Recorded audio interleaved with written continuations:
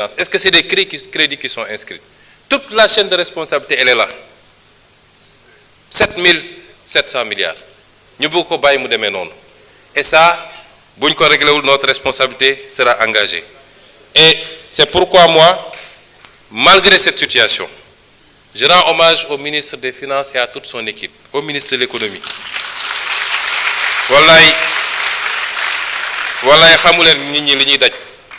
pour cette gestion active de la dette. And nañ fu bari tukki dem di waxtaan di lijeenti.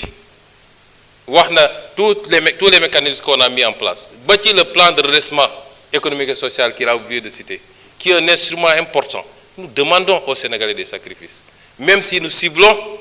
des secteurs à taxer qui n'impactent pas sur les besoins de première nécessité des Sénégalais, mais nous demandons aux Sénégalais des sacrifices. Et c'est pourquoi il est impératif que l'on y ait. Et je disais tout à l'heure que malgré toute cette situation,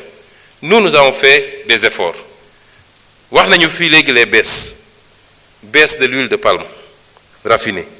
100 francs par litre, sucre cristallisé, 75 francs, farine, 4000 francs par sac, pain, ciment, riz, le riz brisé, le supercarburant, le gasoil, l'électricité. Tout ça, malgré cette situation, parce que yërmande gi ñu am ci askan wi motax ñu def ko mais lool dafa and ak ñaar benn bi moy il faut que les comptes soient rendus waxon na ko le 8 mai ci dajé bi ñu amone ne si on ne fait pas le travail pour que les responsables rendent compte man mënuma taxaw ci ganam sénégalais di len demander des sacrifices mënuma ko té suñ ko deful it lawon fa won rek tôt ou tard dina amat ci suñu régime bi parce que du soxor du règlement de compte waye man mi lañ ma denk ma gérer ko dina ci rendre compte devant les Sénégalais bu ma ci jëlé luma momul dañ ma wara teg yoon lool lañuy défaré réew et c'est pourquoi bob moy premier élément bi deuxième élément bi moy Sénégalais xamni richesse bu ñuy sédélé mo fi amagul wax nañu légui ay syndicats wax nañ ku nekk di réclamer lan ngay réclamer yow tu as un budget des recettes de 6 000 milliards tu payes des dettes de 5 000 milliards ñuy courti ce gap diko essayer nga ne yow légui court que court tay malgré les efforts parce que biñu togué ak légui bari na lo xamné 12 ans syndicat ngi koy daw mënuñu ko am dañoo tok rek signé ko malgré la situation du pays lo signé nak ñu ubbil la buntu bu bess légui sax dégg na ñu naan les revendications émergentes.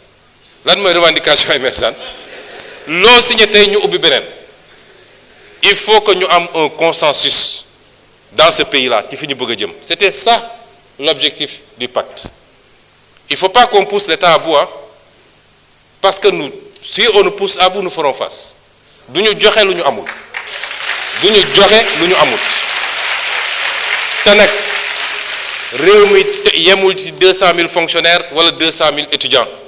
Quand tu vois ci àll bi légui honorable Mbaye Dione wax na ci àll bi ak honorable Diop bi dëkk fële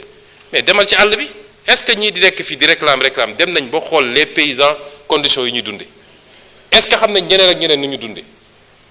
bëgg chaque jour nga réclamer benn prime bu bees ça ne peut pas se faire et ça ne se fera pas je le dis ici nañu takk suñu ndigg ñu liggéey ñu construire ñu bâtir la richesse d'abord. Xamni dañoo am un gap une dette abyssale à payer soit on paye cette dette soit on ne la paye pas on est à défaut on va à la restructuration te ñëpp d'accord nañu restructuration baaxul ci réew 90% d'accord nañu notre position est la bonne mais qu'est-ce qu'on veut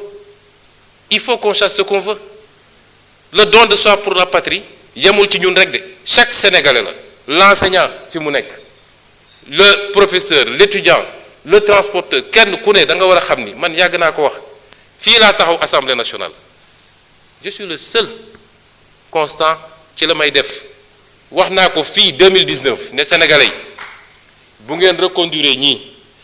pouvoir bu mëna ñëw en 2024 il passera tout son temps ci sul ay pax fi la ko waxon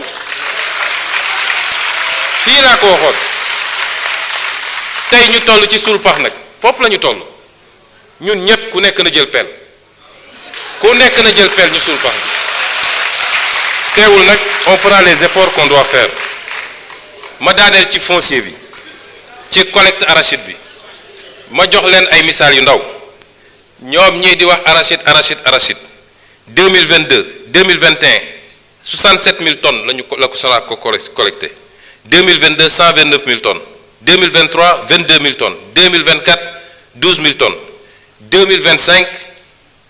ñun suñu premier collecte 155 000 tonnes 10 fois plus que ñoom seen collecte et cette année on est déjà à 190 000 tonnes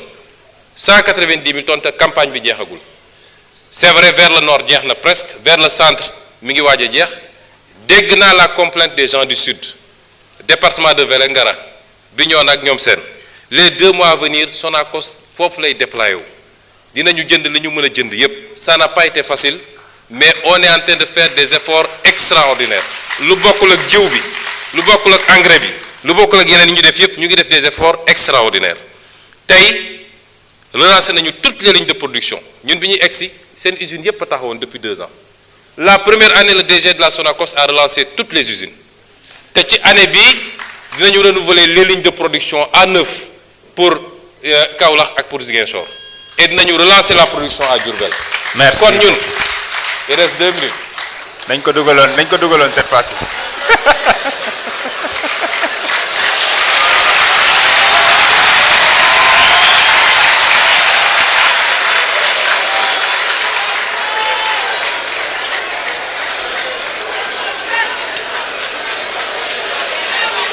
merci beaucoup. lan la da ngeen bëgg ma wis ko. non loolu mënul nekk. Honorable Aïssata Tall Sall, vous avez la parole.